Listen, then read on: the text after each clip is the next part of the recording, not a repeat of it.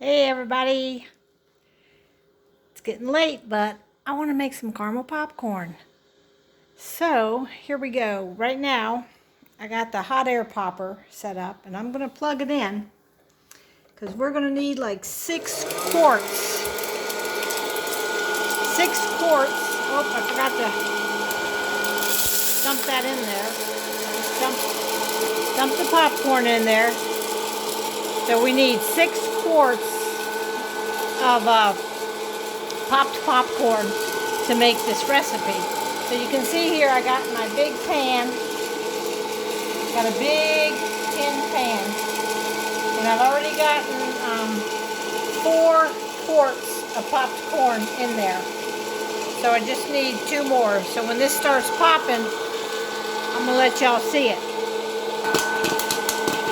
Alright, starting to pop now. You see it going into the bowl?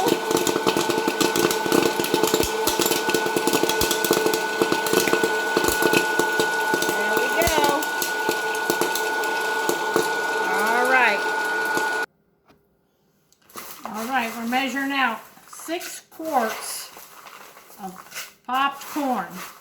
And I actually popped about 1.5 cups of popcorn kernels in my hot air popper. Alright, I think that's going to be enough. So we're going to pour this into this big pan here. 6 quarts.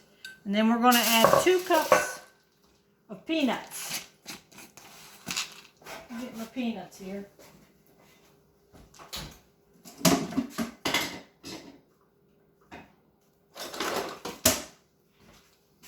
Alright, we're going to add about 2 cups of peanuts.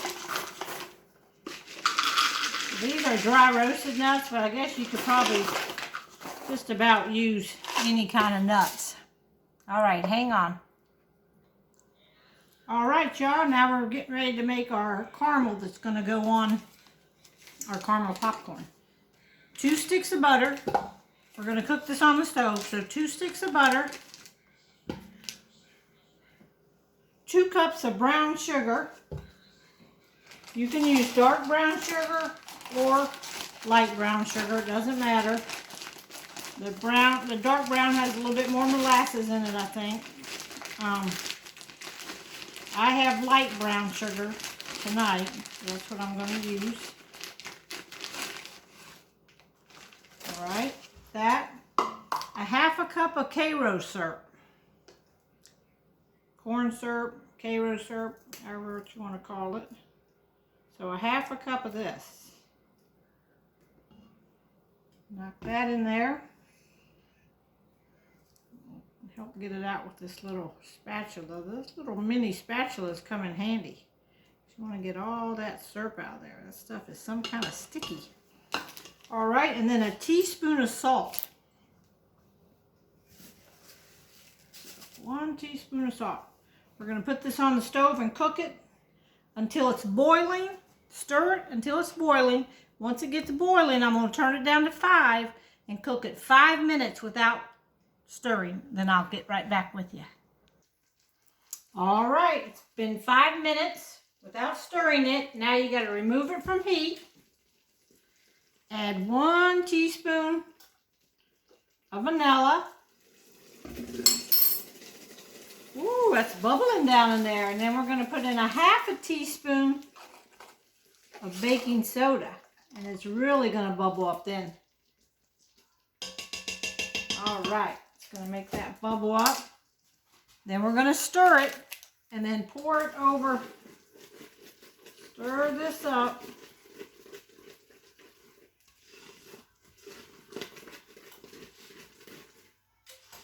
Stir it up real good.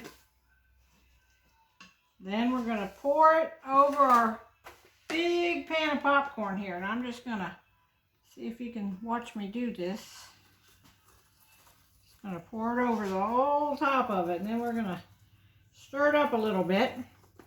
And then this is going to bake for an hour at 250 degrees. But every 15 minutes we have to take it out and stir it.